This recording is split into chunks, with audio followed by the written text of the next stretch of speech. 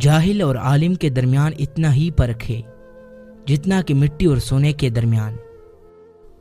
دشمن سے ہمیشہ بچو، لیکن دوست سے اس وقت جب وہ تمہاری تعریف کرنے لگے۔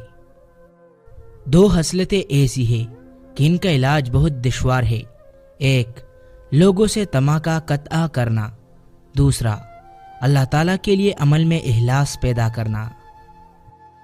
جس طرح شیطان وسوسہ ڈالتا ہے، اسی طرح شیطان صفت آدمی بھی وسوسہ ڈالتا ہے۔ دونوں کے شر سے اللہ تعالیٰ کی پناہ مانگنی چاہیے۔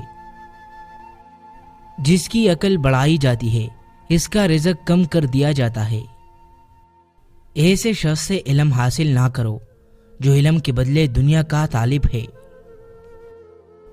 اگر علم تمہیں نفع نہ پہنچائے تو تمہیں ضرر پہنچائے گا۔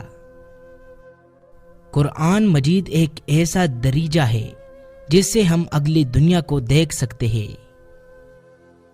ہر چیز کی ایک عزت ہے، اور دل کی عزت یہ ہے کہ وہ اپنے رب سے راضی ہو۔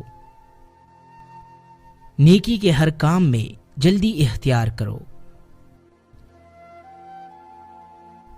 طالب حق اس وقت تک عقل مند نہیں کہلا سکتا جب تک اپنے نفس کو تمام مسلمانوں سے کم تر نہ سمجھے۔ نظر اس وقت تک پاک رہتی ہے جب تک جھکی رہے۔